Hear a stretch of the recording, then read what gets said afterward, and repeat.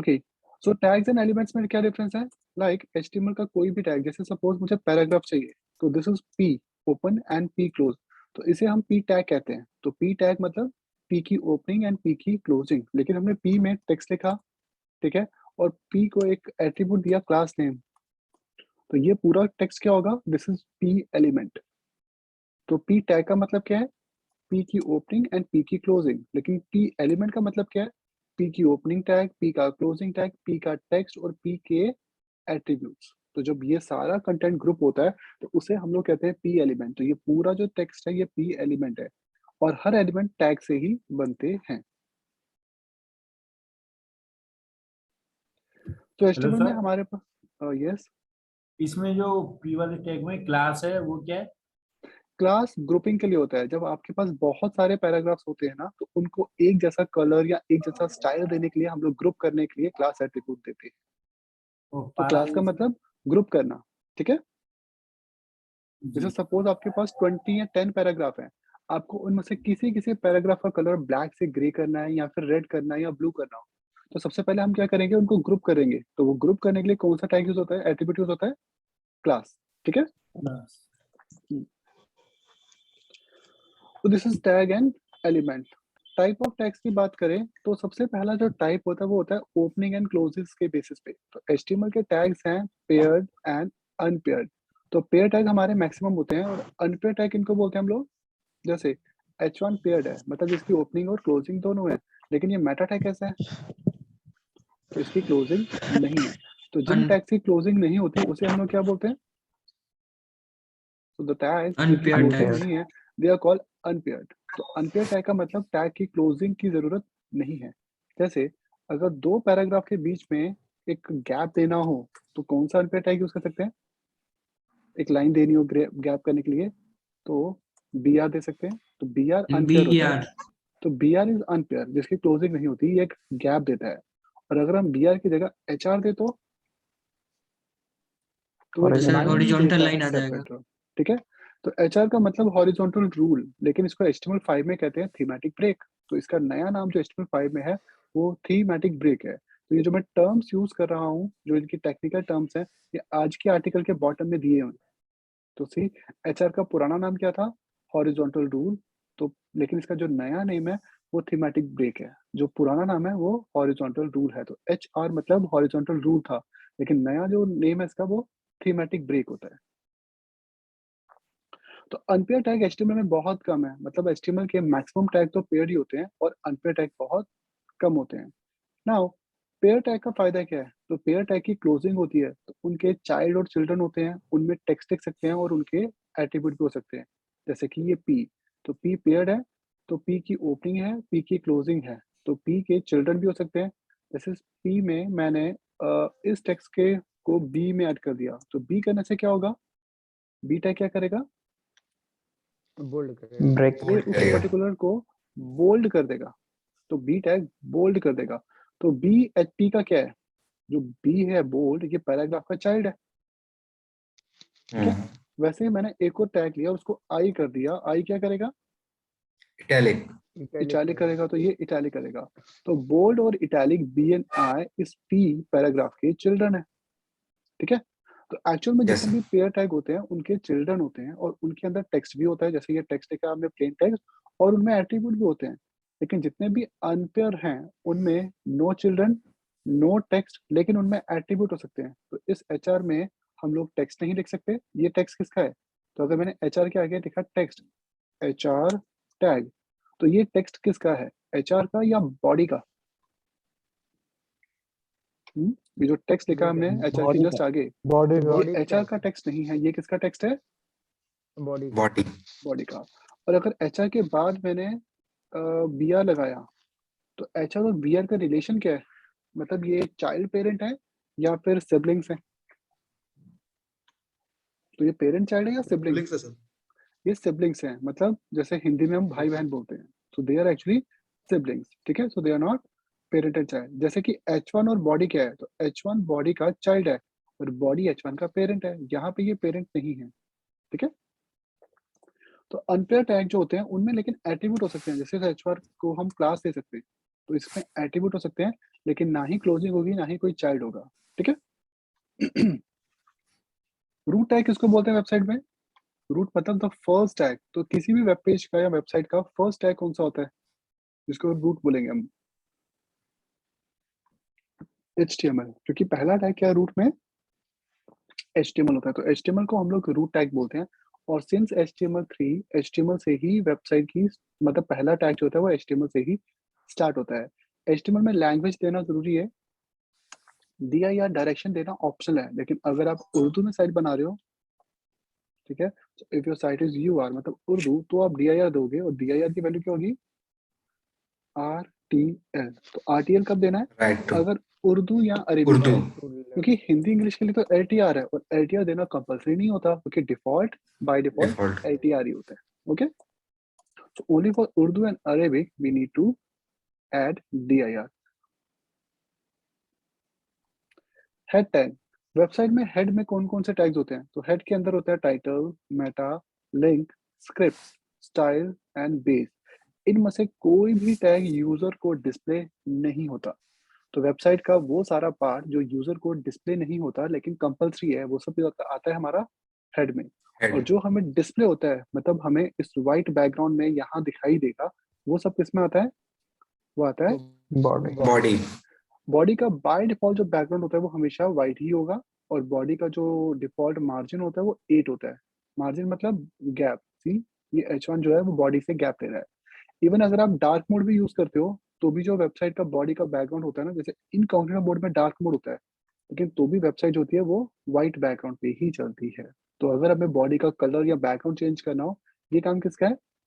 तो इसके लिए आपको डार्क मोड नहीं करना, इसके लिए आपको CSS यूज करनी पड़ेगी, ठीक है। Okay, Shreya, what's your question? Can we change the gap in body? Yeah, we can do. We can change the gap, लेकिन ये काम CSS का है, क्योंकि गैप देने का मतलब मार्जिन देना, और margin is a property of CSS, ठीक है। तो ये जो गैप है इसे इंक्रीज करना और डिक्रीज करना, ये सारा डेकोरेशन है, और डेकोरेशन का पूरा काम कौन करेगा? CSS. हाँ सॉरी, CSS। HTML में गैप देने के लिए we have BR tag, but BR का ड्रॉबैक क्या है? BR अपने अकॉर्डिंग गैप देता है, मतलब वो जितना आपको चाहिए उतना थोड़ी देता है, वो पिक्सल में नहीं देता। जैसे मैंने 1 BR दिया तो 1 गैप आया, मैंने 2 BR दिए तो 2 गैप आया। तो ऑल्दो गैप तो आ रहा है, लेकिन जब आप PSG से वेबसाइट बनाओगे फोटोशॉप से, तो आपको एग्जैक्ट पिक्सल्स में गैप चाहिए। ये एग्जैक्ट पिक्सल्स में नहीं देता, वो गैप देगा मार्जिन। तो वो काम CSS से ही होगा, ठीक है।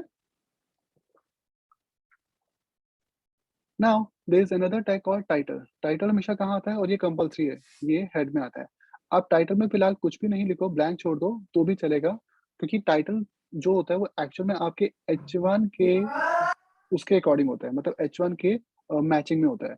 ये दोनों टैग, टाइटल और H1 का टेक्स्ट होता है, वो हमेशा सेम होना चाहिए, क्योंकि ये गूगल की SEO में भी हेल्प करते हैं। तो जब भी वेबसाइट की हम SEO करेंगे तो उसमें ये इंपॉर्टेंट आएगा, तो वो हम लोग बात करें। Meta care set.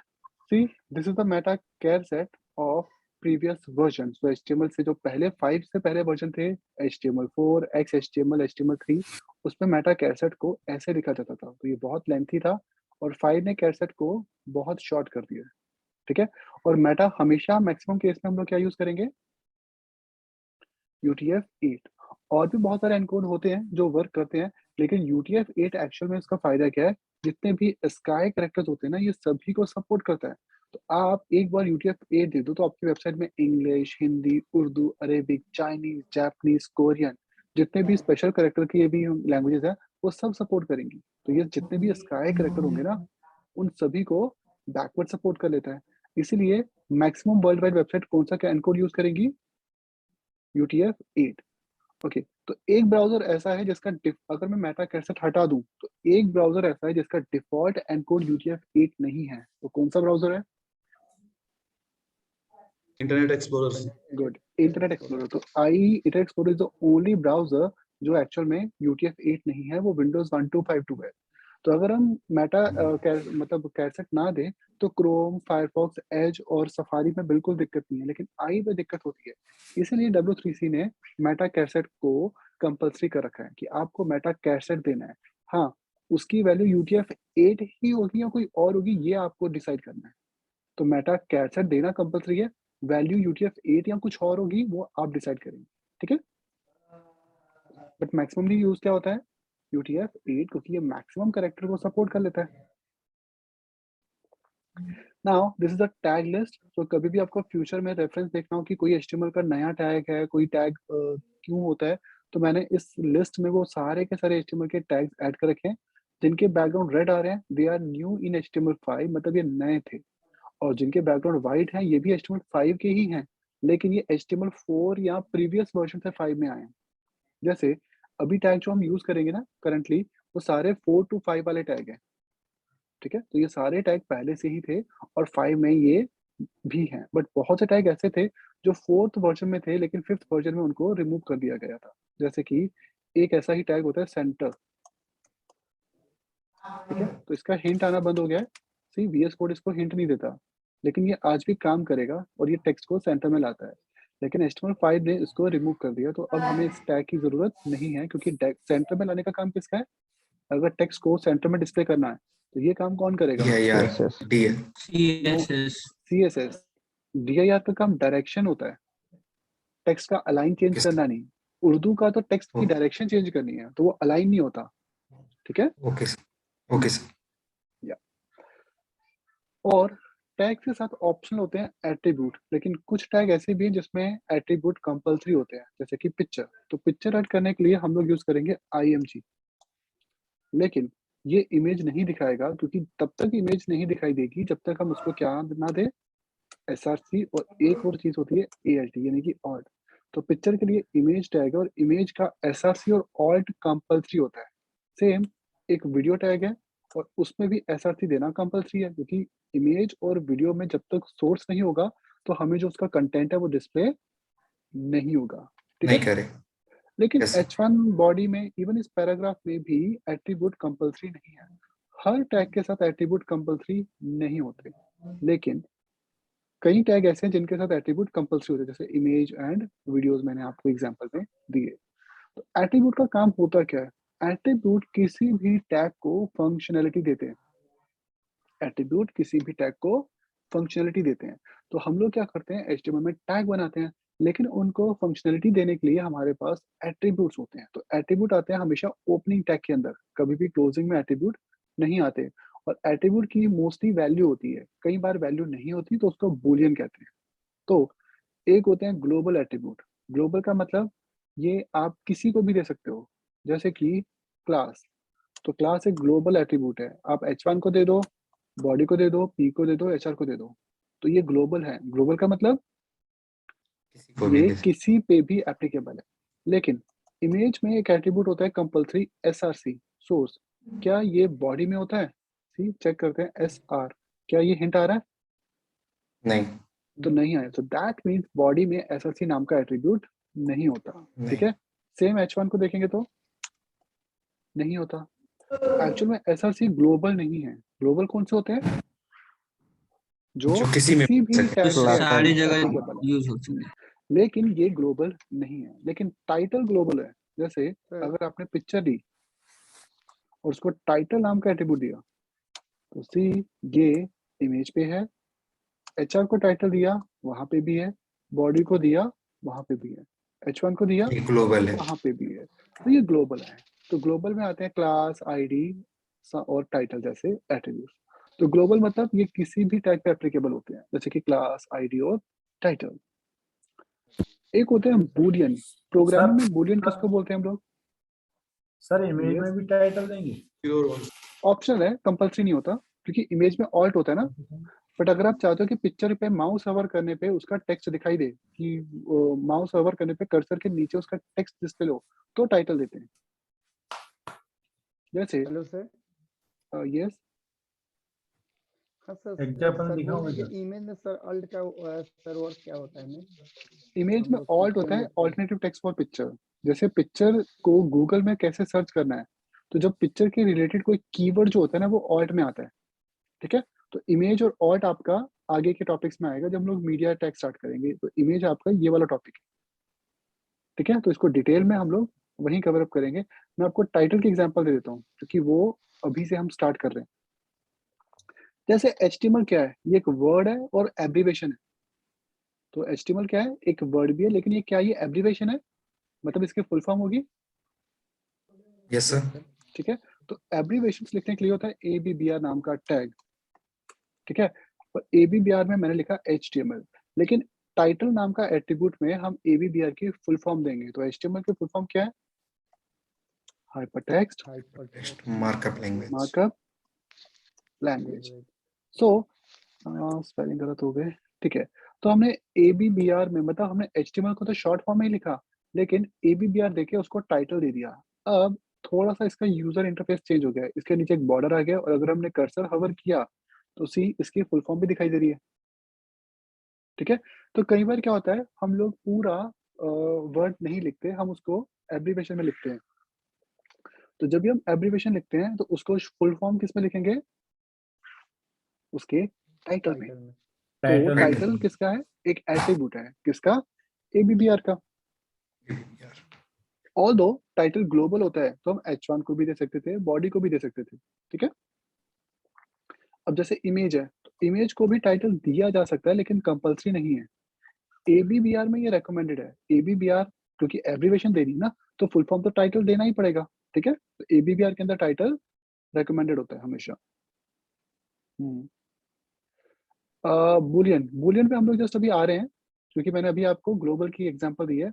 Boolean attribute means वो एट्रीब्यूट जिनकी कोई वैल्यू नहीं होती। तो HTML में, प्रोग्रामिंग में बूलियन किनको बोलते हैं हम लोग,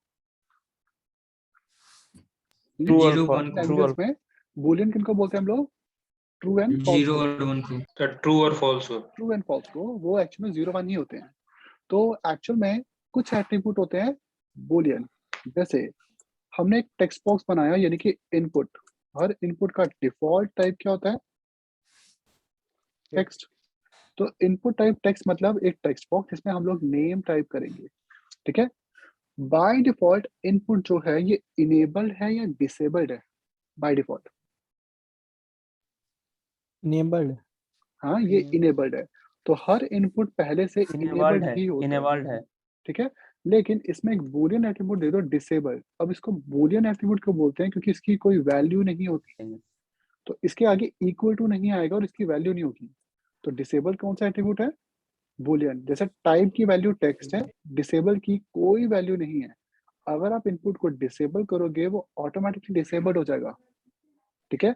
और अगर हमने डिसेबल नहीं लगाया तो ये ऑटोमेटिकली क्या हो जाएगा, ये इनेबल हो जाएगा, ठीक है।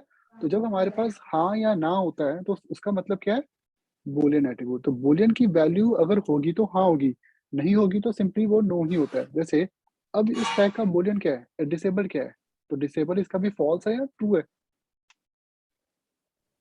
अब इस इनपुट का डिसेबल फॉल्स है। अगर फॉल्स है तो देने, तो डिसेबल लिखने की जरूरत ही नहीं है, ठीक है। अगर ट्रू हो तो डिसेबल लिखना पड़ेगा, लेकिन डिसेबल को वैल्यू देना नहीं पड़ता, ठीक है। तो ऐसे एट्रीब्यूट जैसे टाइप है, टाइप एक एट्रीब्यूट है, उसकी वैल्यू है। डिसेबल की कोई भी वैल्यू नहीं है। ठीक है। तो ऐसे टैग्स, ऐसे एट्रीब्यूट जिनकी कोई वैल्यू नहीं होती, उसे हम लोग क्या कहते हैं, डिसेबल। तो ये सॉरी बूलियन। तो बूलियन एक Boolean. डिसेबल एट्रीब्यूट है। इस पैराग्राफ में मैंने एक एट्रीब्यूट लगाया हिडन। सर ये समझ में नहीं आया थोड़ा। क्या चीज, डिसेबल्ड। नहीं, ये डिसेबल्ड इन टाइप वाला ये समझ में नहीं आया। डिसेबल एक एट्रीब्यूट होता है, इनपुट्स में लगाते हैं, और अगर इनपुट में डिसेबल लगा देना, जैसे एक नॉर्मल इनपुट है, हम इसको एडिट कर सकते हैं ना, लेकिन अगर इसमें डिसेबल्ड होगा तो फिर ये एडिट ही नहीं होगा। सही, आप इसको चेंज नहीं कर सकते हो, आप इसमें टाइप नहीं कर सकते क्योंकि डिसेबल हो गया, ठीक है। तो डिसेबल कहाँ लगता है, फॉर्म्स में। डिसेबल कहाँ लगता है, फॉर्म में। अब ये पैराग्राफ है, इसके अंदर हम टाइप कर सके हैं वो, जब क्या वो वो इनेबल्ड है, वो इनेबल्ड है। तो Enabled। डिसेबल हटा दो। अगर डिसेबल अच्छा। बाय डिफॉल्ट, तो डिसेबल हटा हुआ होता है ना, तभी तो हम टाइप कर सकते हैं। बाय डिफॉल्ट वो, डिसेबल ठीक है? रहता हुआ होता है। हाँ सर ये फॉर्म में यूज किया जाता है ना, हाँ बिल्कुल, सबमिट सबमिट टाइम हाँ पे कुछ फॉर्म कुछ। के लिए। ये फॉर्म यस तो ये इनपुट फॉर्म में ही आता है, तो ये फॉर्म में ही यस हम सर। डिटेल में पढ़ेंगे इनपुट को। अब जैसे ये पैराग्राफ है, सर ये पैराग्राफ हमें डिस्प्ले हो रहा है, सर मतलब दिखाई दे रहा है। सर और यस, सर इनेबल डिसेबल फिर से बता दीजिए सर, नहीं समझ में आया।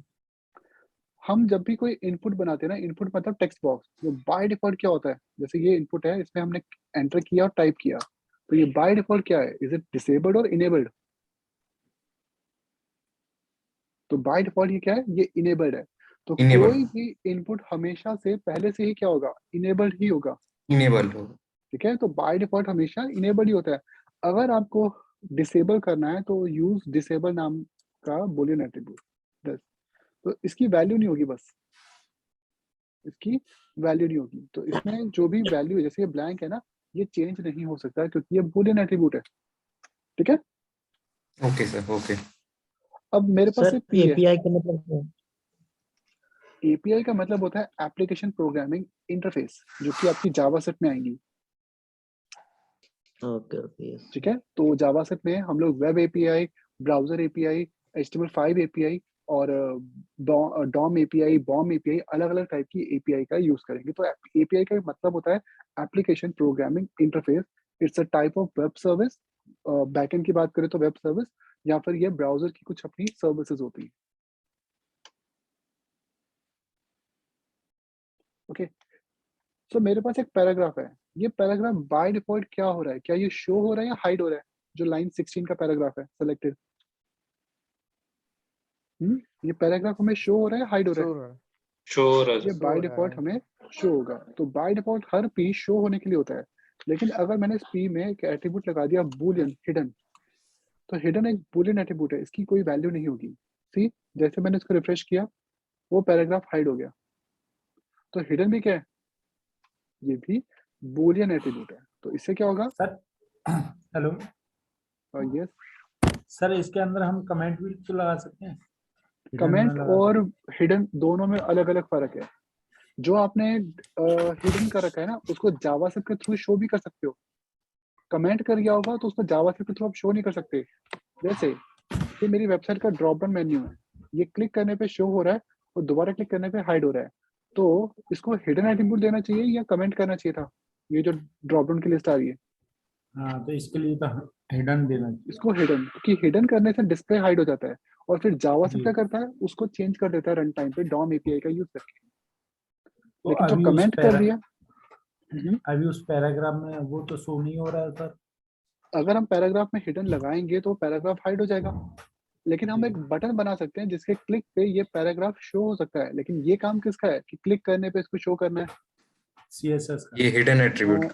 नो, क्लिक करने पे इसको शो करना है। ये एक फंक्शनलिटी है, ये जावास्क्रिप्ट का काम है। JS. जावा। तो ये ये JS का बैकएंड का काम काम होता है। होगा। नहीं, फ्रंट एंड का ही काम है, लेकिन जावास्क्रिप्ट का, HTML CSS का नहीं है। अच्छा Java। ठीक है, हाँ, हम लोग हवर करने पे भी दिखा सकते हैं। जैसे मेरे पास एक पी है, ठीक है, और इस पी पे हाँ, मैंने CSS के थ्रू भी इसको कर सकता हूँ। तो मैंने यहाँ लिखा p प्लस पी, और पहले पी के हवर करने पे, हवर मतलब माउस हवर करने पे दूसरा पी शो हो जाए, तो उसको डिस्प्ले ब्लॉक कर दिया है।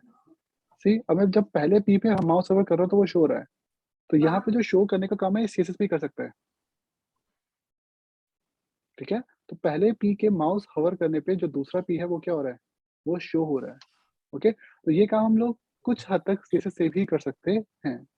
ओके, बट अगर बटन के क्लिक पे शो करना है तो ये काम जावास्क्रिप्ट से करेंगे। ठीक है, ओके। प्रेजेंटेशनल एट्रीब्यूट, प्रेजेंटेशन का मतलब जो डेकोरेट करते होंगे। तो HTML में मैक्सिमम प्रेजेंटेशनल एट्रीब्यूट हट गए हैं, खत्म हो गए हैं, अब उनको यूज नहीं है। लेकिन स्टाइल और साइज नाम के एट्रीब्यूट आज भी हम लोग यूज करते हैं, और ये प्रेजेंटेशन मतलब स्टाइल देने के लिए होते हैं। एक इवेंट एट्रीब्यूट होते हैं जो जावास्क्रिप्ट में हम लोग पढ़ेंगे। ओके, तो जिन एट्रीब्यूट्स के आगे मैंने ग्लोबल लिखा है, ये होते हैं किसी भी टैग पे एप्लीकेबल, मतलब हम किसी को भी ग्लोबल एट्रीब्यूट दे सकते हैं। और ये जो एट्रीब्यूट्स हैं आगे, जैसे मैंने लिस्ट, ये बेसिकली एक लिस्ट दे रखी है कि मेन एट्रीब्यूट कौन कौन से होते हैं, ये ग्लोबल नहीं होते। ठीक है, जैसे मैंने फर्स्ट आर्टिकल आपको टैग्स का पढ़ाया और उसमें टैग की लिस्ट दी थी, वैसे मैंने एट्रीब्यूट के आर्टिकल में भी एट्रीब्यूट की लिस्ट दे रखी है। लेकिन ना ही आपको सारे टैग्स एक ही दिन में रटने हैं, ना ही आपको एक दिन में सारे एट्रीब्यूट्स रटने हैं। जो जो टैग हम पढ़ते जाएंगे, उन्हीं के एट्रीब्यूट आपको साथ साथ में कवर अप करने हैं। ठीक है, इससे क्या होगा, आप जितनी चीजें पढ़ रहे हो एटलीस्ट वो आपको याद रहेंगी, क्योंकि आप उनका यूज कर रहे हो।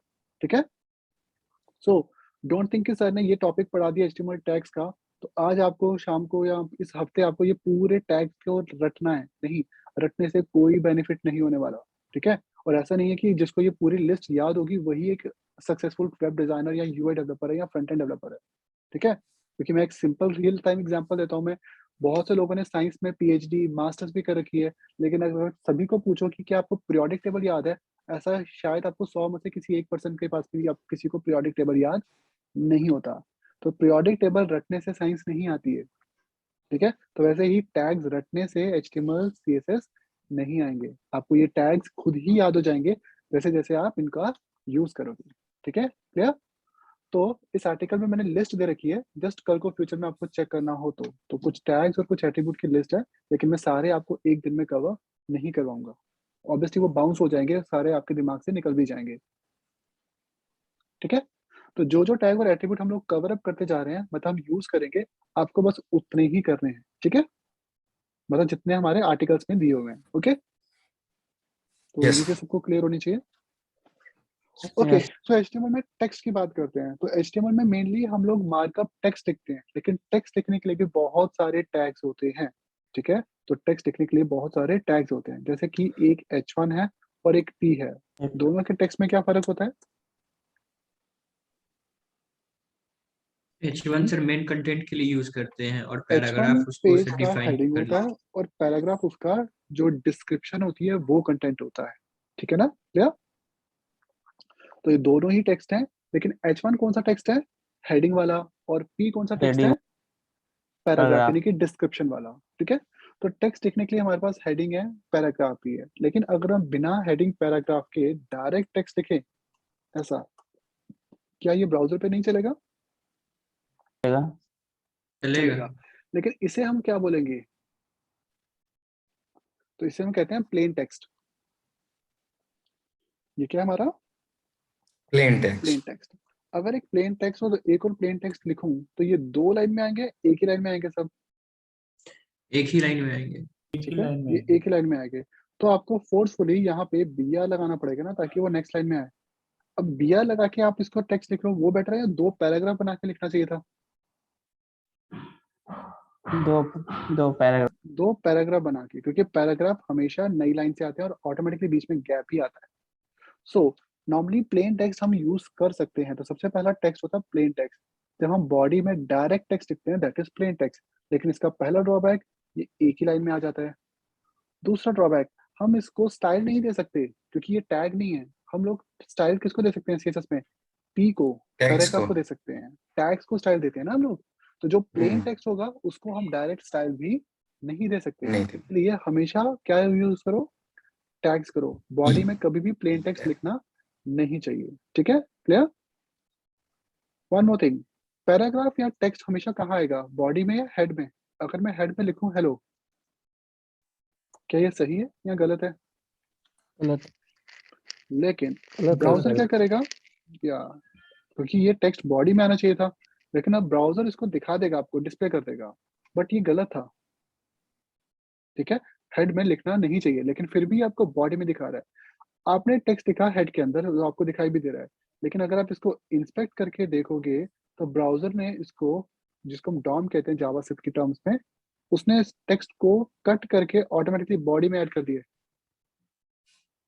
यस उसने टेक्स्ट को कट करके बॉडी में ऐड कर दिया है। लेकिन हमें ये गलती नहीं करनी चाहिए, क्योंकि ये वैलिडेशन एरर है। तो टेक्स्ट या प्लेन टेक्स्ट या हेडिंग पैराग्राफ हमेशा बॉडी में ही आना चाहिए, ठीक है? किसी भी हेलो वेबसाइट में सर, यस, सर ये गलत है फिर भी ये शो करा रहा है ऐसे क्यों? क्योंकि जो ब्राउज़र्स होते हैं, उनका काम होता है कोड को डिस्प्ले कराना, दिखाना। वो सही है या गलत, वो उनका काम नहीं होता, ठीक है? अच्छा, तो ब्राउज़र का काम सिर्फ क्या है? शो कराना। शो कराना। जैसे मेरे पास एक 20 साल पुरानी कार है जिसकी रजिस्ट्री खत्म हो गई है, तो क्या वो चलेगी नहीं? अगर मैंने उसको वेल मेंटेन कर रखा है तो? चलेगी तो नहीं? चलेगी। तो हम उसको चला सकते हैं, लेकिन प्रॉब्लम क्या है कि जैसे हम उसको रोड पे लेके आएँगे, तो अगर किसी पुलिस वाले ने पकड़ लिया, तो पहले तो उसकी नंबर प्लेट छोड़ेगा, देखेगा कि ये पुरानी है। वो उसको क्या करेगा?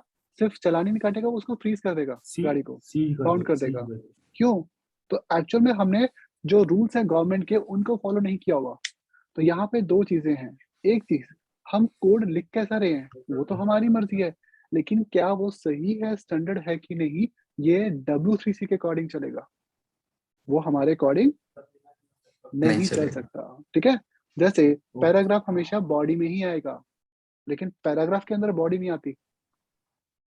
तो पैराग्राफ बॉडी में होता है, बॉडी के अंदर सॉरी बॉडी के अंदर पैराग्राफ है, पैराग्राफ के अंदर हम बॉडी का यूज नहीं कर सकते। नहीं कर ठीक है, यस तो ब्राउजर का काम सिर्फ क्या है, आपके कोड को डिस्प्ले करना। शो अब शो करना। हाँ, ये टैग सेंटर टैग मैंने आपको अभी बताया कि ये टैग HTML4 में था, 5 में खत्म हो गया, लेकिन ब्राउजर इसको आज भी डिस्प्ले कर रहा है, दिखा रहा है। फिर एक और टैग होता है मार्क्यू। ठीक है, टेक्स्ट फ्लोटिंग के लिए। हाँ, टेक्स्ट स्क्रॉल के लिए होता है। अब ये मार्क्यू टैग भी HTML4 का था, 5 में इसको रिमूव कर दिया, लेकिन काम सर तो ये भी ये कर ही रहा है। ये मार्क्यू टैग क्यों होता है? ये रहा ना मार्क्यू, इसकी स्क्रॉल टेक्स्ट को मूव कराने के लिए, एनिमेटेड टेक्स्ट, ये देख Move रहे हो ना, ये टेक्स्ट मूव कर रहा है, इसके लिए होता है। लेकिन मार्क्यू भी HTML5 में खत्म हो गया है। ठीक है, तो इसे हम खत्म ब्राउजर कर का दिया। काम सिर्फ क्या है, क्योंकि ये स्टाइल दे रहा है ना, ये एनिमेशन दे रहा है, और एनिमेशन देने का काम आप किसका है, तो पेज को अगर Yes. एनिमेशन देनी है तो एनिमेशन का जो टॉपिक है वो तो CSS3 में आता है, ये रहा। तो Yes. एनिमेशन अब CSS3 के अंदर है, तो जब CSS एनिमेशन कर सकता है तो ये काम हम HTML से क्यों करवाएंगे। Yes. ठीक है, तो HTML5 जो है it's a stack, it's a bunch, इसमें 3 चीजें हैं, HTML स्ट्रक्चर के लिए है, CSS स्टाइल के लिए, और फंक्शनलिटी देने का पूरा काम किसका है, Yes. जावास्क्रिप्ट का। तो आपको तीनों को कंबाइन करके वेबसाइट को बनाना है। ठीक है, इसलिए मार्क्यू को रिमूव कर दिया। तो मैंने मार्क्यू को एक आर्टिकल लिखा हुआ है नीचे, ये देख लो, लेकिन इस मार्क्यू के आर्टिकल की हेडिंग के सामने मैंने एक टैग दे रखा, फ्लैग दे रखा है रिमूव। तो रिमूव का मतलब ये HTML 5th वर्जन में रिमूव हो गया है। लेकिन अगर आप वेबसाइट HTML के पुराने वर्जन का यूज करके बनाते हो, HTML4 या XHTML, तो ये रिमूव नहीं है, ये पुराने वर्जन में चलेगा। तो इसलिए ब्राउजर का काम क्या है, सिर्फ इसको डिस्प्ले करना। This. क्या पता आप HTML5 की जगह HTML4 पे वेबसाइट बनाना चाहते हो। ठीक है, तो ब्राउजर का काम सिर्फ उस चीज को डिस्प्ले करवाना है। तो ब्राउजर का काम सिर्फ क्या है, उस चीज को डिस्प्ले करवाना है, बट वो कोड स्टैंडर्ड है कि नहीं वो चेक होगा इस वर्जन के अकॉर्डिंग।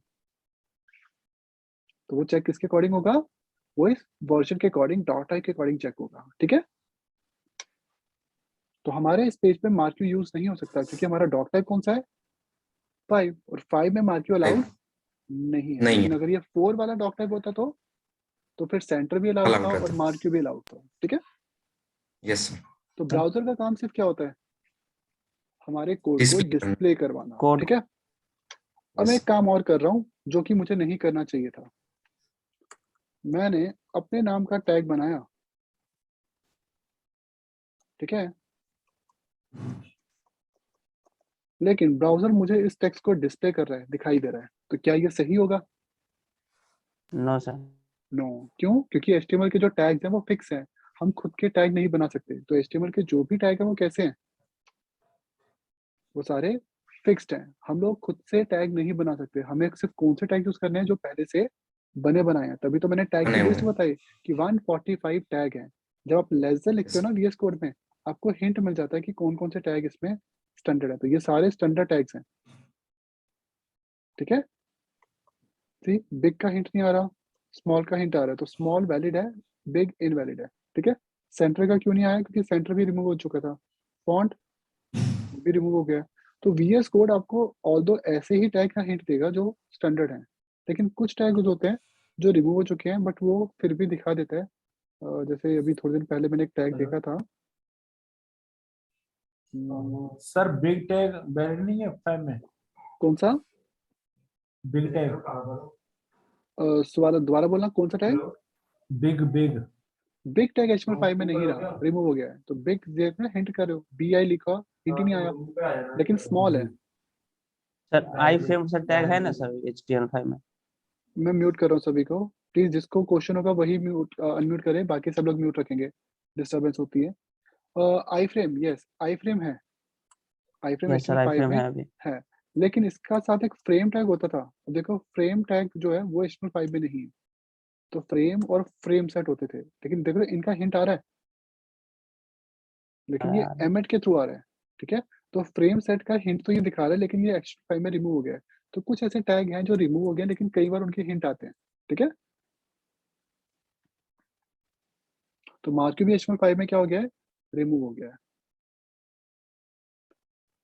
तो plain text means the plain basic text, लेकिन हम इसको कभी यूज नहीं करेंगे। तो जब भी टेक्स्ट लिखना हो प्लेन, हमेशा कौन सा टैग यूज करो, पी, क्योंकि पी क्या होता है, और डेडिकेटेड पैराग्राफ। हर नया पैराग्राफ कहाँ से शुरू होगा, सेम लाइन और नेक्स्ट लाइन। जैसे ये थर्ड पैराग्राफ है, Next line, sir. तो ये नेक्स्ट लाइन से आएगा। आपको नेक्स्ट लाइन पैराग्राफ से सर। आपको पैराग्राफ में जब टेक्स्ट लिखना होता है ना, तो आपको इसमें रैंडम टेक्स्ट लिखना है। तो रैंडम टेक्स्ट के लिए आपको क्या लिखोगे, LOREM, ठीक है, और एंटर कर देंगे। तो ये क्या करेगा, इसको ऑटोमेटिकली फिल कर देगा। जैसे हम लोग शोरूम में जाते हैं तो हम लोग बैग देखना चाहते हैं, लेकिन वो बैग कितनी कैपेसिटी का होगा, तो शोरूम वाले क्या करते हैं, उसमें पहले से ही एम्प्टी जो बैग्स होते हैं ना, पॉलीथीन्स होते हैं, वो पहले से उसमें फिल कर देते हैं, ठीक है। तो वो किस लिए होते हैं, वो जस्ट प्लेस को, जगह को कवर करने के लिए होते हैं। वैसे ही ये लॉरेम इप्सम क्या है, इट्स अ डमी टेक्स्ट जो सिर्फ क्या कर रहा है, स्पेस को कवर करेगा, ठीक है। आपको जितने वर्ड चाहिए उतने आप लिख भी सकते हो। जैसे लॉरेम लिखोगे तो ये आपको इतने वर्ड्स देगा, लेकिन लॉरेम क्या है, 100 लिखोगे ये आपको 100 वर्ड्स दे देगा, ठीक है। तो जितने वर्ड चाहिए उतने आप लॉरेम से यूज कर सकते हो। ये डमी टेक्स्ट होता है, इसका कोई मतलब नहीं। Now there is a specific और डेडिकेटेड टैग कॉल्ड एड्रेस। जब हमें वेबसाइट पे पोस्टल एड्रेस लिखने हो, जैसे मुझे टैग आइटम का एड्रेस लिखना है, तो हम एड्रेस टैग का यूज करते हैं। तो एड्रेस टैग किसके लिए होता है, पोस्टल एड्रेस लिखने के लिए। तो जैसे ये इंस्टीट्यूट का एड्रेस है, तो मैंने लिखा चेकएचम, 3rd फ्लोर, ठीक है, home complex, sector 15, Noida, UP, and pin code and then phone number. Address और पैराग्राफ में क्या डिफरेंस दिखाई दे रहा है हमें, Address italic थोड़ा होगा sir. इटालिक है, इटालिक हो गया एड्रेस address। हमेशा इटैलिक ही दिखता है, तो एड्रेस बाय डिफॉल्ट या इटैलिक होता है। नाउ अगर टेक्स्ट को इटैलिक ही करना था, तो ऐसा ना करें कि एड्रेस की जगह हम लोग पी लेते हैं और पी के अंदर आई ले लेते हैं, आई टैग लगा ठीक है। ये भी तो टेक्स्ट सेम दिखाई दे रहा है या अलग दिखाई दे रहा है, same Also difference is also नहीं different बिल्कुल size. सेम है, Size. बिल्कुल सेम है, not even a single minor difference, दिखने में Sir, बिल्कुल font सेम है size ये। plus सेम है। हाँ, मैं आपको font लाइव size दिखा देता हूँ, नहीं मैं आपको टेक्स्ट दिखा देता हूँ, फिर आपको दोनों में कोई डिफरेंस नहीं है, सेम है सर, एक ही सेम है लाइन में सर। आ बिल्कुल जाएगा ना सेम है। पैराग्राफ में। नहीं, वो तो एड्रेस भी नई लाइन से आएगा और पी भी नई लाइन से आता है। तो जैसे मैंने ये रैंडमली दोनों लिखे हुए हैं, तो क्या अगर आप एक यूजर हो, आप देख के जज कर सकते हो कि कौन सा एड्रेस है, कौन सा पैराग्राफ है, नहीं, क्योंकि नो हमने पी को नो सर। एग्जैक्टली एड्रेस जैसी लुक दे दी है। हमने पी को क्या किया, एड्रेस जैसी लुक दे दी। लेकिन दोनों में से रेकमेंडेड क्या है, क्या यूज करना चाहिए, एड्रेस में एड्रेस ही use एड्रेस, करेंगे सर। क्योंकि एड्रेस सिमेंटिक होता है। तो यहाँ पे मैं एक वर्ड यूज कर रहा हूँ HTML में, सिमेंटिक। सिमेंटिक का मतलब होता है Semantic. मीनिंगफुल। तो सिमेंटिक मतलब मीनिंगफुल, जो उसके लिए बनाया गया है। एड्रेस टैग प्रॉपर एड्रेस के लिए ही बनाया गया है, जबकि पी तो पैराग्राफ के लिए बना हुआ है। पी एड्रेस जैसा दिखता है, लेकिन एड्रेस हमेशा एड्रेस में ही लिखना चाहिए, क्योंकि अगर कोई गूगल पे सर्च करता है आपके एड्रेस को, जैसे किसी ने सर्च किया टेक एल्टम एड्रेस, तो गूगल को एग्जैक्टली आपका एड्रेस दिखाना है, तो गूगल सबसे पहले सर्च कहाँ करेगा, आपकी वेबसाइट से। सी, तो ये नीचे देख रहे हो टेक आइटम का कॉन्टैक्ट पेज आ गया है, और इसमें देख रहे हो टेक आइटम एड्रेस दिखाई दे रहा है आपको। तो गूगल को कैसे पता कि ये जो हमने वर्ड लिखे हैं ये एड्रेस ही है टेक आइटम के, कोड से कि उठाएगा। ये हाँ वो वो वेबसाइट एड्रेस में उठाएगा, लिखा हुआ है. क्योंकि वो वेबसाइट में भी एड्रेस के अंदर लिखे हुए हैं, ठीक है। इसीलिए आपको हमेशा प्रॉपर टैग का यूज करना है, ठीक है। तो हर काम, अब जैसे अगर हमें हेडिंग चाहिए तो वो H1 से लिखनी चाहिए थी, हमें हेडिंग चाहिए तो H1 से लिखनी चाहिए थी, लेकिन हम P को भी हेडिंग जैसा दिखा सकते हैं। कैसे, ये देखो, इसको टेक्स्ट हटा बोल्ड। दिया, हमने P किया और उसमें लिख दिया, हाँ उसको बोल्ड कर देना है, तो ये देखो ये P है, ठीक है। इसको CSS का यूज करके इसका फॉन्ट साइज डबल कर दिया, ठीक है, और फॉन्ट वेट बोल्ड कर दिया। वेट बोल्ड या अब देखो Okay. ये आपको H1 लग रहा है लेकिन ये H1 है नहीं, ये पैराग्राफ है, लेकिन एग्जैक्टली दिखाई किसकी तरह दे रहा है, H1 की तरह। लेकिन H1 ये की यूज तरह। करना गलत है, हमें हेडिंग बनानी थी ना, तो H1 लिखना चाहिए, क्योंकि इससे आप यूजर को तो मैनिपुलेट कर सकते हो लेकिन गूगल को, सर्च इंजन को मैनिपुलेट नहीं कर सकते हो। तो गूगल H1 को हेडिंग मानता है, गूगल एड्रेस को एड्रेस मानता है, गूगल P को एड्रेस या हेडिंग नहीं नहीं मानेगा। मानता। ठीक है, इसलिए HTML में सिर्फ हमें टैग्स यूज ही नहीं करने, हमें प्रॉपर वे में यूज करने हैं। हमें सिर्फ टैग यूज नहीं करने, हमें उनको प्रॉपर वे में यूज करना है कि कौन कहाँ पे एग्जैक्टली कौन सा यूज होना चाहिए। तो हर टैग के पीछे एक इंजीनियरिंग होती है, ठीक है, हमें उसको समझना है कि हर टैग को प्रॉपर कहाँ पे यूज करना चाहिए। ठीक है, ओके। एक छोटा सा क्वेश्चन है, अगर सपोज आपसे कोई वेबसाइट बनवाता है तो उस वेबसाइट की कॉस्ट कैसे डिसाइड होगी? क्योंकि जब आप जॉब करते हो तो ये बहुत से फैक्टर्स होते हैं, या फ्रीलांस करोगे तो ये ऐसे बहुत से फैक्टर्स आएंगे। तो सपोज मुझे कोई वेबसाइट देता है बनवाने को कि सर आपको मेरे लिए एक वेबसाइट बनवानी है, तो जो कॉस्ट होगी वेबसाइट की वो कैसे डिपेंड होगी, किस चीज पे डिपेंड करती है? क्योंकि हमें तो कोड बना के सर बेचना है, जैसे जितने लाइन में हम लोग कोड बनाएंगे सर उसके अकॉर्डिंग सर। लेकिन यही कोड अगर आप एक फ्रीलांसर से करा लो तो वो आपको शायद 5-10 हज़ार में करके दे दे। यही आप एक छोटी कंपनी में जाओ तो 20-25-50 हज़ार में करके दे देगी। यही आप एक मीडियम लेवल रिक्वायरमेंट की के ऊपर कंपनी में रहेगा वो जाओगे, तो। हाँ, ये वो 2-3 लाख लेगी। और यही अगर आप एक बड़ी सीएमएम लेवल की कंपनी में चले जाओगे, वो आपसे कम से कम 10 से 20 लाख रुपए लेगी। ठीक है? तो इतना डिफरेंस क्यों है? सभी को एचटीएमएल सीएसएस तो बेचना है, ये कोड है, यही तो बिक रहा है ना हमारा। हमने यही कोड ही तो बेचना है आगे जाके। तो यही कोड 10 Yes, sir. हज़ार का भी है और यही कोड 10 लाख का भी है। तो ऐसा डिफरेंस क्या होता है? कोड की क्वालिटी होती है, कोड की Yes, sir. क्वालिटी होती है, और ये क्वालिटी पता लगती है जब आप प्रॉपर वे में, स्टैंडर्ड वे में कोड का यूज़ करते हो। जैसे आप जो वेबसाइट बना रहे हो, उसमें कोई वैलिडेशन एरर नहीं होना चाहिए। तो उसकी क्वालिटी अच्छी होनी चाहिए, कंटेंट कॉपीड नहीं होना चाहिए, पिक्चर सारी प्रॉपर प्रोफेशनल डिज़ाइनर से बनवाई होनी चाहिए। ऐसे बहुत सारे छोटे-छोटे फैक्टर्स होते हैं। तभी एक एमएनसी कंपनीज़ 20-20 लाख के प्रोजेक्ट देती है और उनके पास क्लाइंट्स हमेशा भरे रहते हैं। लेकिन जो छोटे होते हैं फ्रीलांसर 5-5, 6-6 हज़ार, इवन 2-2 हज़ार में काम करने वाले, उनके पास मोस्टली काम होता भी नहीं है। ठीक है? तो क्वालिटी की ही वैल्यू होती है। क्लियर? तो हमें यही कोड लिखना है। तो बहुत से स्टूडेंट्स ऐसे भी हैं, जैसे नेट से कंटेंट सीखा और वेबसाइट बना के अपलोड कर दी। लेकिन प्रॉब्लम कहाँ आती है? जब आप खुद से सीखते हो, आपको नहीं पता ना, आपने टैग तो सीख लिए, लेकिन आपको ये चीज़ थोड़ी पता है। अब W3C की वेबसाइट है, वो आपको पूरे टैग की लिस्ट देता है कि ये सारे के सारे टैग्स हैं जो यूज़ करने हैं। लेकिन एग्ज़ैक्टली किस मोमेंट पे कौन-सा टैग यूज़ करना है, ये आपको एक प्रोफेशनल पर्सन ही बता सकता है जिसको नॉलेज है। ठीक है? इसलिए जो सिमेंटिक वर्ड है एचटीएमएल में, ये बहुत इंपॉर्टेंट है। आपको हमेशा सिमेंटिक टैग्स ही यूज़ करने चाहिए, जहाँ पे जिस टैग की ज़रूरत है, एग्ज़ैक्टली वहीं पे वो वाला, ठीक है? इससे आपकी कोड की क्वालिटी इंप्रूव होती है। Clear? Sir, yes, semantic tag means like a efficient coding style. Yeah, semantic means not efficient, efficient तो चलो एक yeah, अलग चीज़ हो गई, मीनिंगफुल, पर्पस, yeah. जिसको Meaningful proper coding style. Purpose के Yeah, लिए। जैसे सपोज़ आप yeah, एक शोरूम में गए, तो आपने कहा मुझे बैग चाहिए, तो क्या पर्सन आपको डायरेक्टली बैग उठा के दिखाएगा या वो आपसे पूछेगा कि कौन-सा बैग? yeah, yeah. ठीक है? तो जो बैग वर्ड है वो सिमेंटिक नहीं है, लेकिन आपने कहा मुझे लैपटॉप बैग चाहिए, वो सिमेंटिक है। तो Semantic. पी जो वर्ड है वो पैराग्राफ है, वो सिमेंटिक नहीं है, वो तो सिंपल जर्नल पैराग्राफ है ना। लेकिन एड्रेस क्या है? Yes. एक सिमेंटिक टैग है, वो डेडिकेटली किसके लिए Semantic. बनाया गया Yeah. है? एड्रेस Address के के लिए लिए। बना है, ठीक है? तो Address. इसलिए हमें सारे टैग्स पता होने चाहिए एचटीएमएल में। ये नहीं कि थोड़े बहुत किए और उन्हीं से काम चल गया। अब अगर आपको वेबसाइट पे टेक्स्ट लिखना है, लेकिन वो टेक्स्ट कोट है, कोट मतलब किसी बुक से, किसी मैगज़ीन से या किसी पर्सन ने कोई बात कही थी वैसा है, तो उसके लिए डेडिकेटेड टैग कौन-सा है? Block quote. Hello sir. Hello yes. Sir. Sir जैसे हमने ये एड्रेस लिखा है, तो हुँ, हुँ। एड्रेस हम पैराग्राफ के अंदर लिखेंगे, एड्रेस टैग नहीं, को। वो कंपल्सरी नहीं है। एड्रेस को लिखने के लिए पैराग्राफ ज़रूरी नहीं है, क्योंकि एड्रेस अच्छा। ब्लॉक होता है। ब्लॉक मतलब एड्रेस भी हमेशा नई लाइन से आता है और पैराग्राफ भी कहाँ से शुरू होता है? नई लाइन से नई आता है। लाइन तो से। इनको ब्लॉक लेवल एलिमेंट कहते हैं। तो ऐसा कंपल्सरी नहीं है कि एड्रेस पैराग्राफ में आएगा, ठीक है? ओके।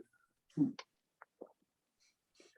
एक होता है ब्लॉक कोड। अब ब्लॉक कोड सिमेंटिक क्या है, क्योंकि ब्लॉक कोड सिर्फ कहाँ यूज करना है, जहाँ पे आपने कोटेशंस लिखनी है। अब ये कोटेशंस क्या हो सकती हैं, किसी मैगजीन से आपने कोई लाइन पिक की है, किसी बुक से कोई लाइन पिक की है, किसी नॉवल से कोई लाइन पिक की है, या किसी कोई फेमस पर्सन की कोई बात लिखी है, जैसे किसी महात्मा गांधी ने कोई कोट दी, एपीजे अब्दुल कलाम ने कोई कोट दी थी। तो जब आप कोट्स को लिखते हो उसके लिए डेडिकेटेड टैग कौन सा है, block block code. Block block code. Code और पैराग्राफ में डिफरेंस, एक जो मेन डिफरेंस है वो क्या आता है, ब्लॉक कोड लेफ्ट और राइट से भी गैप लेती है। देख रहे हो दोनों तरफ इंडेंट है, 40 पिक्सल का गैप है, यस सर। ठीक है। तो दोनों तरफ पे गैप आ रहा है, ठीक है। तो ब्लॉक कोड के दोनों एंड पे लेफ्ट एंड राइट साइड पे गैपिंग होती है, जबकि नॉर्मली पैराग्राफ में लेफ्ट और राइट साइड पे गैप नहीं आते। तो ब्लॉक नहीं। कोड हमेशा लेफ्ट राइट से गैप लेके आएगी, ठीक है। फिर एक होता है प्री टैग।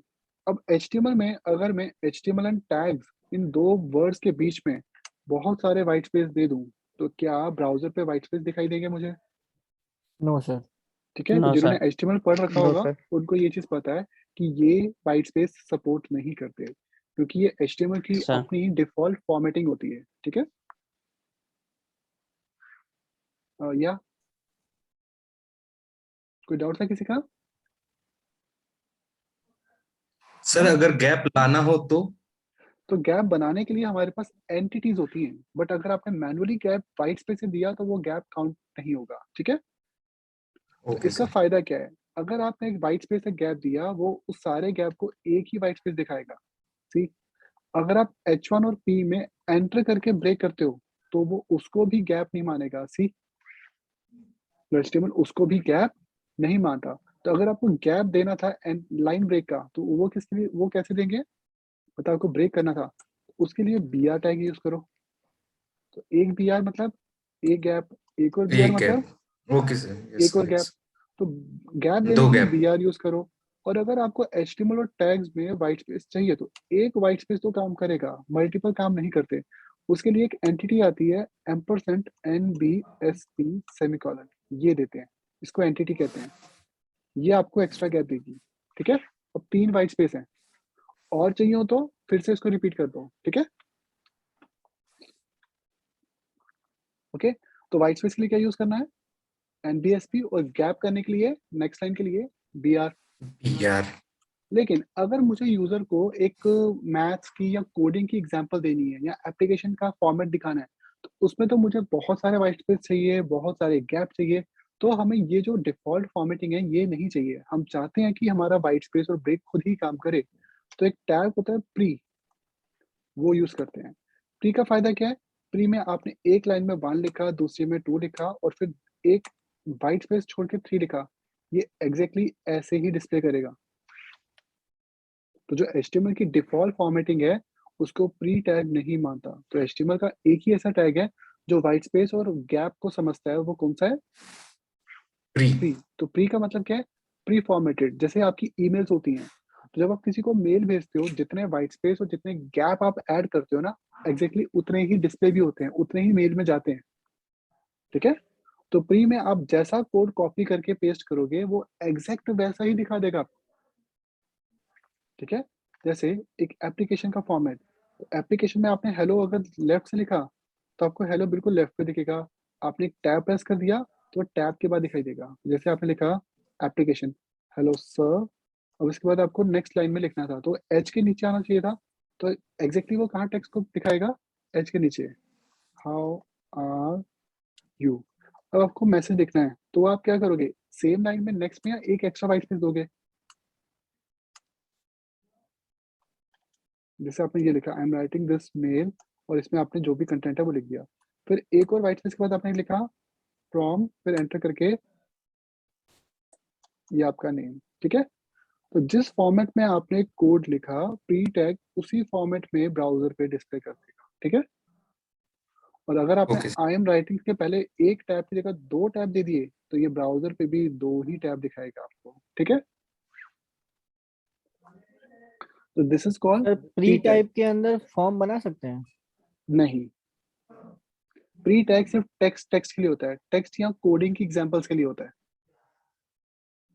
ठीक ओके है। सर। प्री टैग सिर्फ किसके लिए होता है, फॉर्म फॉर्म के लिए नहीं, सॉरी, टेक्स्ट के लिए होता है मेनली ये, ठीक है। यहाँ जैसे कोडिंग की एग्जांपल दिखानी है मुझे, उसके लिए होगा, ओके। फिर कुछ होते हैं स्टाइलिंग प्रेजेंटेशनल टैग, मतलब जिनका काम स्टाइल देना होता है, जैसे कि बी का काम क्या है, टेक्स्ट को Bold. बोल्ड करना। इस टैग को हम नॉर्मली किसी पैराग्राफ के अंदर Sir. यूज कर सकते हैं। और यस जो बोलिए। सर आपने बताया सर, हाँ HTML सर और टैग के बीच में सर जो स्पेस था सर, हाँ सर वो M% किसे M% NSB से था ना सर। मान लीजिए NBSB सर से, अगर कोई वेबसाइट बताते हैं, अगर उसमें हाँ हमको वर्ड स्पेसिंग देना है तो फिर CSS से वर्ड स्पेसिंग वो देंगे CSS से या देना, इससे दे वो देंगे? सबसे बेटर वे। ना एक्चुअल में ये आप अभी टेम्पररी यूज कर रहे हो। या BR यूज करना, NBSB यूज करना, ये टेम्पररी तरीका है। जब आपको या CSS आएगी ना तो आप इनका यूज नहीं करोगे, ठीक है। यही पूछना था। ठीक है, so that time you will use okay okay. CSS। तो उसके लिए CSS में वर्ड स्पेसिंग होती है, लेटर स्पेसिंग होती है, ठीक है। या लेटर स्पेसिंग वर्ड क्योंकि स्पेसिंग। देखो ना, दो आपको जैसे पूरे पैराग्राफ में ज्यादा वाइट स्पेस दिखाना है, तो हर वर्ड के बीच में NBSB थोड़ी लिख सकते हो, कितना हैवी कोड हो जाएगा। या तो वहां पे CSS बेनिफिशियल है, ठीक है। CSS। Okay sir. Okay, now हमारे पास नेक्स्ट है क्या था, हाँ, बोल्ड टैग। इस P के अंदर मुझे एक टेक्स्ट है, उसको बोल्ड करना है, तो B में हमने बोल्ड लिखा।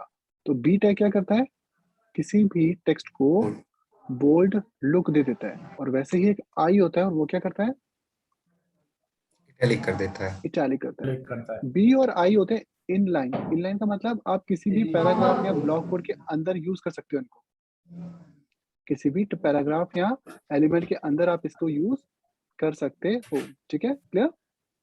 तो इनलाइन का मतलब जो एक ही लाइन में आते हैं, ये दोनों एक ही लाइन में आ रहे हैं ना, तो इसलिए हम इनको क्या बोलेंगे, सर इटैलिक टैग, हाँ, या हेलो सर, इटैलिक टैग को हेडिंग के अंदर यूज कर सकते हैं?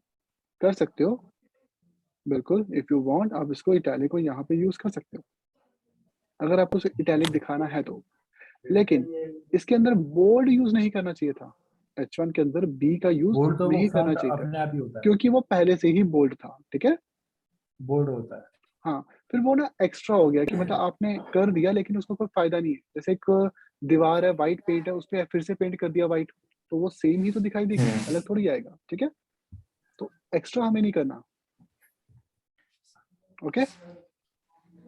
तो B क्या करता है वर्ड को या टेक्स्ट को बोल्ड करता है, और I क्या करता है, उसको बोल्ड कर देगा। इटैलिक करता है। लेकिन क्यों, स्टाइल देने के लिए, किसी रीजन के लिए नहीं, स्टाइल देने के लिए। वैसे एक होता है S का काम होता है स्ट्रक करना। तो स्ट्रक का मतलब क्या है, टेक्स्ट को बीच से स्ट्रक करना। करना। लेकिन क्यों स्ट्रक किया, स्टाइल देने के लिए, किसी पर्पस के लिए नहीं किया मैंने, स्टाइल देने के लिए किया है। फिर एक U होता है, ये टेक्स्ट को अंडरलाइन। अंडरलाइन करेगा, ठीक है। और U के बाद एक है स्मॉल, ये टेक्स्ट को स्मॉल मतलब छोटा करके प्रिंट करेगा। तो जैसे इनका जो साइज है उससे इसका साइज थोड़ा सा स्मॉल होगा, ठीक है। अब स्मॉल का साइज कितना है, यहाँ पे ये पैराग्राफ है ना, सर तो P के साइज से छोटा है, यस। सर एस टैग हमने यूज किया है, इसमें फोंट का भी साइज बड़ा हो गया क्या? नहीं बोल्ड हो गया क्या मतलब? नहीं नहीं, बिल्कुल नहीं। अच्छा, मतलब वैसे ही रहेगा। इसके अलावा हम डिलीट टैग का भी यूज कर सकते हैं? लेकिन डिलीट सिमेंटिक है, एस सिमेंटिक नहीं है। तो जब आप डिलीट पर्पस के लिए करते हो, जैसे आपने एक पैराग्राफ में लिखा कि सिटीज का नाम, जैसे आपको इलाहाबाद लिखना था, तो अब इलाहाबाद वैलिड नेम है या प्रयागराज, प्रयागराज। प्रयागराज। राज। ठीक है। तो अगर मैं इलाहाबाद को लिख रहा हूँ तो मुझे इसको कट करना है, लेकिन वो कट स्टाइल देने के लिए किया है या पर्पस के लिए किया है, वो पर्पस के लिए है ना।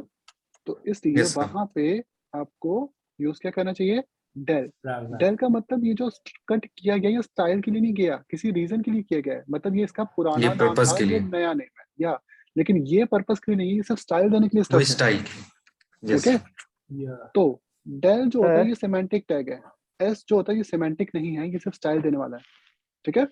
सर हम्म। सर बोल रहे हैं ये जो अमेजन और फ्लिपकार्ट पर उसका प्राइस कट किया रहता है उसको कैसे लिखेंगे? डेल से, ये स्ट्रोक क्योंकि या डिलीट में? उनको डेल से लिखना चाहिए था ना आपको, क्योंकि डेल का मतलब क्या है कि जो प्राइस है वो एमआरपी है और जो आपको मिल रहा है वो उसका सेलिंग प्राइस है। ठीक है, जी ठीक है। तो ओके ये लोग क्या करते हैं, ओके आपको डेल के साथ टैक्स दिखाते हैं हमेशा, मतलब एमआरपी दिखाएंगे, उसको कट करके आपको डिस्काउंटेड प्राइस दिखाएंगे हमेशा। ओके, मतलब वो सर डेल का यूज करते हैं। ओके डेल ही रिकमेंडेड है वहां पे, क्योंकि डेल पर्पस के लिए है। एस जो है वो Yes, that is sir. Not जी for sir purpose, S is only for styling. Style. Okay ठीक सर है, अब मुझे अपने घर में हाँ पेंट करना है। यस, हाँ सर, इंडियन रुपीस का साइन कैसे आता है? उसके लिए एक एंटिटी होती है, जैसे हम लिखते हैं एम्परसेंड, क्योंकि वो कीबोर्ड पे नहीं होता ना, तो वो भी एम्परसेंड से आएगा। हैश और उसका नंबर होता है स्काई कोड 8377 सेमीकोलन। ठीक है, लेकिन ये वो स्टाइल नहीं है, इसका सीएसएस से इसका फॉन्ट भी चेंज करना पड़ेगा, क्योंकि इस फॉन्ट ये जो फॉन्ट है ये रुपी का नहीं है। ठीक है, तो इसको ये कीबोर्ड पे नहीं होता, इसको हम स्पेशल कैरेक्टर एंटिटी के थ्रू लिखते हैं। ठीक है, यस सर। तो ये एंटिटी वाले टॉपिक में आएगा। ओके, तो मैं क्या बता रहा था आपको, हाँ, सिमेंटिक। तो एक्चुअल में जैसे मैंने कहा कि मुझे अपने घर में पेंट करना है, तो पेंट करने के लिए मेरे पास जो पेंटर आया उसने मुझे दो ऑप्शन दिए। उसने कहा सर ये देखो, ये डिस्टेम्पर है, 1000 रुपीज का डब्बा है, और ये इनेबल पेंट है, ये 4000 का डब्बा है। ठीक है, दोनों का जो डिफॉल्ट कलर है वो व्हाइट है, आपको इसमें पिगमेंट ऐड करना पड़ेगा, जो भी कलर आप बोलोगे वो हम इसमें ऐड कर देंगे। तो यहाँ पे जो पेंट है और डिस्टेम्पर है, दोनों में मेन फर्क तो कॉस्ट का है, लेकिन जो दोनों का कलर भी व्हाइट है, तो फिर मुझे क्या प्रेफर करना चाहिए? अगर मैं चाहता हूँ कि मेरे घर में बाहर से जैसे वो होता है, मतलब क्या कहते हैं इसको, जैसे मॉइस्चर आता है बारिश में, वो ना आए, एसी की कूलिंग अच्छी हो, प्लस अगर किसी पर उस पर निशान लग जाए वो भी साफ हो जाए, तो फिर मुझे क्या यूज करना चाहिए?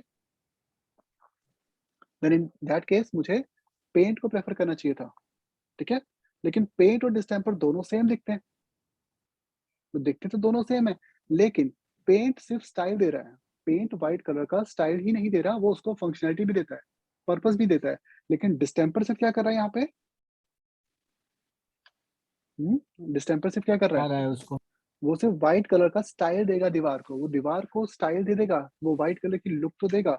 लेकिन अगर आपको वाटरप्रूफ चाहिए, आपको चाहिए कि कोई उस पर निशान मार्क करे तो वो साफ भी हो जाए, ठीक है, प्लस एसी वो की कूलिंग पेंट अच्छी देगा। हो, ठीक है, वो आपको पेंट देगा। तो पेंट स्टाइल यस भी सर। देता है और फंक्शनलिटी भी देता है। ठीक है, तो पेंट स्टाइल भी देता है, फंक्शनलिटी भी, जबकि डिस्टेम्पर सिर्फ क्या कर रहा है? वो स्टाइल दे रहा है, लेकिन वो आपको फंक्शनलिटी नहीं देगा, प्लस उसकी नहीं दे लाइफ रहा। भी कम है, वो बहुत जल्दी खत्म भी हो जाएगा। Okay, yes. तो ऐसे ही हमारे पास डेल और एस थे। ठीक है, तो स्मॉल का काम होता है रिलेटिवली स्मॉल करना। जैसे ये टैग्स है, मुझे इसको थोड़ा सा छोटा करना है, तो मैंने टैग को किस टैग में लिखा? स्मॉल में। अब स्मॉल कितना छोटा करेगा? H1 के रिलेटिवली छोटा करेगा, जबकि यहाँ पे इसने कितना छोटा किया था? P के रिलेटिवली। तो स्मॉल हमेशा स्मॉल है, छोटा करेगा, स्मॉलर करेगा, लेकिन किससे? अपने पेरेंट टैग से। ठीक है, हम्म। तो अगर ये यस सर। हेडिंग में है तो ये हेडिंग के साइज से छोटा करेगा, लेकिन पैराग्राफ में है तो पैराग्राफ के साइज से छोटा करेगा छोटा इसको। कर। और एक नया टैग आया सिम प्रेजेंटेशनल HTML5 में, मार्क। मार्क का काम क्या होता है? मार्क करना टेक्स्ट को, जैसे हाईलाइट करना, ऐसा। हाईलाइट करना। तो ये हाइलाइटर होता है, ये HTML के 5th वर्जन यानी कि HTML5 में आया है। तो ये पहले से नहीं था, पहले ये टैग हम लोग स्पैन से बनाते थे, लेकिन अब ये HTML5 में आ गया है। ठीक है, तो ये हमारे वो टैग हैं जो बेसिकली, जैसे मैं डेल को अभी रिमूव कर रहा हूँ क्योंकि डेल आपके आने वाले अपकमिंग टॉपिक्स में है। ठीक है, ये एडवांस टॉपिक में आता है। एस बेसिक है ना, तो यहाँ पे जो एस क्या है, ये स्टाइल देने के लिए है, तो ये हमने आज कवर किया। लेकिन जो एडवांस टैग्स हैं हमारे, जो कि मीनिंगफुल होते हैं, सिमेंटिक होते हैं, वो हमारे अपकमिंग आने वाले टॉपिक्स में होंगे। ठीक है, तो आज मैं ऐसा कोई भी टैग कवर नहीं कर रहा हूँ। जैसे स्ट्रॉन्ग हो गया, EM हो गया, वो टैग हमने आज कवर नहीं किए। एक होता है TT टैग, ये भी आउटडेटेड है, इसके आगे रिमूव लिखा है। तो मेरे ट्यूटोरियल में जहाँ पे आपको ये रिमूव नाम का फ्लैश दिखेगा ना, वो टैग आपको अब नहीं यूज करना है, क्योंकि ये सब HTML5 में क्या हो गए हैं? रिमूव हो गया। रिमूव। ठीक है, तो TT टैग, फॉन्ट टैग, ये सारे HTML5 में रिमूव है। मैंने इनको लिखा तो है, इन पे आर्टिकल पे लिखा है, लेकिन ये आपको HTML में यूज नहीं करने हैं। सर ये ठीक है, टीटी टैग का क्या काम होता है? टीटी का काम था टाइपराइटर, टेलीटाइप, मतलब जैसे टेलीटाइप मतलब टाइपराइटर, जो टाइपराइटर का फॉन्ट होता है ना, उस फॉन्ट में टेक्स्ट को दिखाना। तो ये काम कौन कर सकता है कि अगर पैराग्राफ को टाइपराइटर जैसा दिखाना हो टेक्स्ट में, जैसे मुझे इस ब्लॉक कोड को टाइपराइटर टेक्स्ट में दिखाना है, तो मैंने यहाँ स्टाइल दिया सीएसएस और इसकी फॉन्ट फैमिली क्या कर दी, मोनोस्पेस। सी, ये टाइपराइटर के फॉन्ट में आ गया, ठीक है ना। तो ये किस लिए था टीटी, सिर्फ स्टाइल देने के लिए था या कोई पर्पस भी था इसका? स्टाइल देने के लिए। सिर्फ स्टाइल, और ये काम उससे बेटर कौन कर सकता है, सीएसएस कर सकता है, ठीक है। CSS, yes sir. ओके, तो ये थे हमारे आज के 3 टैग्स, मतलब 3 topic, HTML tag, attribute and text. एक इंपॉर्टेंट चीज जो आपको अब से करनी है वो ये है कि आपको अपने कोड की क्वालिटी को भी चेक करते रहना है कि आपका कोड वैलिड है कि नहीं। इसके लिए मैंने आपको, अगर आपको याद होगा, एक वेबसाइट बताई थी validator.wc.org, तो मैं आपको इसका लिंक भी दे दूंगा। आपको क्या करना है, सेकंड टैब पे क्लिक करना है, फाइल अपलोड, और जो भी आप फाइल डेली बनाओगे, प्रैक्टिस करोगे, एक बार कंप्लीट होने के बाद उस फाइल को अपलोड करके वैलिडेट करना है कि उसमें कोई एरर या गलती तो नहीं है, ठीक है। तो this is how we can upload your file and check. लेकिन अब आपको ये काम एक बार करना है तो आप कर सकते हो, लेकिन बार बार कोड लिखने के साथ साथ आपको ये करना पड़ेगा, तो ये थोड़ा सा टिपिकल हो जाएगा, मुश्किल हो जाएगा। इसलिए मैं इसके एक बहुत ईजी आसान ट्रिक बता रहा हूँ। आप सभी लोग VS कोड में जो लेफ्ट पे मेन्यू आ रहा है ना, जो ब्लैक कलर का आ रहा है, इसमें सबसे बॉटम पे क्लिक करो, तो ये क्या लिखा रहा है, Extensions. आपको एक्सटेंशन पे क्लिक करना है, और एक एक्सटेंशन का नाम आप लोग नोट कर लो, ये आपको डाउनलोड करना है। इसका नाम है W3C वेब वैलिडेटर बाय सेलियन रिपोर्ट। तो इस एक्सटेंशन का नाम आपने डाउनलोड कर लेना है। तो this is the name of extension, W3C web validator. Okay, तो ये आपका वो एक्सटेंशन है जो आपको डाउनलोड करना है। तो पहले आपको इस एक्सटेंशन को डाउनलोड करना है। डाउनलोड कैसे करना है, जैसे आपने इसको क्लिक ओपन किया, तो मेरे यहाँ पे डिसेबल्ड और अनइंस्टॉल आ रहा है, आपके यहाँ पे आएगा इंस्टॉल। आपको इसको इंस्टॉल पे क्लिक करना है। ये कुछ सेकंड्स लगाएगा या कुछ मिनट लगाएगा इंस्टॉल होने में, डिपेंड करता है कि आपका सिस्टम कितना फास्ट है और इंटरनेट कितना अच्छा है, ठीक है। जब ये इंस्टॉल हो जाएगा तो इंस्टॉल का जो बटन होगा वो डिसेबल हो जाएगा। उसके बाद आपको एक बार VS कोड को क्लोज कर देना है, ठीक है। तो एक बार VS कोड को क्लोज कर देना है। फिर दोबारा जब आप अपनी फाइल को VS कोड में ओपन करोगे ना, जैसे कि ये फाइल है, राइट क्लिक करके ओपन विद, तो राइट को फाइल को ओपन विद आपने किया VS कोड, तो एक बार VS कोड जैसे ही पूरा अपलोड हो जाएगा ना, सारी फाइल्स इनेबल हो जाएंगी। आपको जब सबसे नीचे लाइन आती है ना, यहाँ पे दिखाई देगा। तो सी, जैसे मेरा VS कोड स्टेबल हो गया, सी इसके नीचे एक लिंक बन के दिखाई दे रहा है आपको, W3C वैलिडेशन के नाम से, ठीक है। तो आपको नीचे एक लिंक दिखाई देगा W3C वैलिडेशन का। अब आपको बार बार उस वेबसाइट पे जाके वैलिडेट करने की जरूरत नहीं है। आप जब यहाँ क्लिक करो, ये इंटरनेट के बेसिस पे चलेगा, और सी इसने मुझे मैसेज क्या दे दिया कि जो मेरी फाइल है वो क्या है, वैलिड है। तो मेरी फाइल जो है वो वैलिड है, वो फाइल इनवैलिड नहीं है। लेकिन मैंने काम किया, मैंने H1 की क्लोजिंग को स्किप कर दिया, इग्नोर कर दिया। क्या VS कोड ने बताया कि मैंने गलती कर रखी है? तो क्या no VS sir, code editor बता रहा है? नहीं। क्या ब्राउजर बता रहा है कि गलती है? नहीं नहीं। तो ब्राउजर भी एरर नहीं बता रहा, लेकिन ब्राउजर ने सभी टेक्स्ट को हेडिंग बना दिया है। तो ये गलती है, लेकिन ब्राउजर ने बताया नहीं कि ये गलती थी। इसलिए आपको वैलिडेशन का यूज करना है। तो वैलिडेटर अब आपको एरर दे रहा है, see this HTML document is not valid, 6 error, 6 error हैं। एरर चेक करने के लिए आपको व्यू में जाना है, और व्यू में प्रॉब्लम्स जो आ रहा है ना, इस पे क्लिक करना है। तो व्यू में प्रॉब्लम्स लिखा रहा है, इस पे क्लिक करो, तो ये आपको प्रॉब्लम्स दिखाएगा। तो ये बता रहा है कि अनक्लोज एलिमेंट कौन सा है, H1। तो पहला एरर क्या है, H1 अनक्लोज है। तो ये आपको यहाँ पे अंडरलाइन भी दिखा रहा है, आप देख रहे हो, ये एरर है। अब आपने बैकस्लैश से इसको क्लोज कर दिया, फिर सेव किया, ठीक है। फिर आपने इसको क्लियर ऑल कर दिया, और फिर से W3C वैलिडेशन पे क्लिक किया। सी, नीचे क्या लिखा गया, दिस फाइल इज वैलिड। तो आपको बार बार वेबसाइट पे जा जाके अपलोड करने की जरूरत नहीं है, आप यहीं से वैलिड कर सकते हो, चेक कर सकते हो कि वो वैलिड है या नहीं, ठीक है। और ये करना बहुत जरूरी है, क्योंकि कोडिंग लिखते वक्त आपसे छोटी मोटी बहुत सारी गलतियां हो सकती हैं, टाइपो मिस्टेक भी हो जाती हैं। जैसे हमने हेडिंग में स्मॉल लिखा, अगर मैं स्मॉल के अंदर हेडिंग लिखूं तो ये भी गलती है, ठीक है। तो ये गलती आपको नहीं पता थी, आपने कर दिया। लेकिन वैलिडेशन उसको एरर को चेक कर लेगा, सी ये एरर दे रहा है। अगेन व्यू में गए, प्रॉब्लम पे क्लिक किया, ये बता रहा है कि दैट एलिमेंट H1 जो होता है वो स्मॉल में अलाउड नहीं है, ठीक है, स्मॉल इनलाइन है और इनलाइन के अंदर ब्लॉक अलाउड नहीं होते। तो इस टाइप के छोटे मोटे इश्यूज जो होंगे वो आपको वैलिडेशन बता देगा। तो इससे आपको जो कोड लिखोगे ना वो हमेशा क्वालिटी कोड होगा, क्योंकि आपको पहले से ही पता रहेगा कि क्या क्या कोड में गलती है, ठीक है। सर इसे व्यू कहाँ करेंगे? सॉरी, सर इसे व्यू कहाँ करेंगे? जो एरर आ रहा है उसे व्यू कहाँ करेंगे? सॉरी दोबारा बोलो, उसको क्या करेंगे? एरर जो आ रहा है उसको व्यू कहाँ करेंगे? हाँ, आपको चेंज करना है ना, रेक्टिफाई करना पड़ेगा, उसको करेक्ट करना पड़ेगा, फिर से दोबारा वैलिडेट कहाँ? करोगे तो वो रिमूव हो जाएगा, ठीक है। नहीं, कहाँ से करेंगे मतलब? view जैसे कहाँ सपोज करके? मैंने स्मॉल के अंदर H1 बना दिया, जी तो ये गलत था। तो जैसे आप इस पे क्लिक करोगे वैलिडेशन पे, ये आपको बताएगा कि ये देखो फाइल जो है वो एरर है। अब जी आपको व्यू में जाके प्रॉब्लम्स पे क्लिक करना है, ओके ओके तो व्यू में जाके View- प्रॉब्लम्स पे क्लिक करना है, प्रॉब्लम्स वाला टैब बताएगा आपको कि क्या गलती है, सी एलिमेंट H1। और अगर आप इस पे नहीं भी जाते हो ना, जैसे सपोज आप वहां हाँ नहीं भी गए, तो अपने कोड को जी चेक करना, उसमें रेड कलर का अंडरलाइन देख लेना कहाँ आ रही है, ये देखो यहाँ आ गई, ओके लेकिन ये एरर दे रहा है अंडरलाइन, लेकिन बता नहीं रहा है कि इशू क्या है, तो इसलिए प्रॉब्लम्स में जाना ज्यादा सेफ है। तो ये ओके बता देगा कि H1 जो है वो अलाउड ही नहीं था, उसे हाईलाइट कर small देगा। में। हाँ, वो हाईलाइट कर देगा रेड कलर में, ठीक है, तो उसको हटा दिया, सी रिमूव हो गया, ठीक है।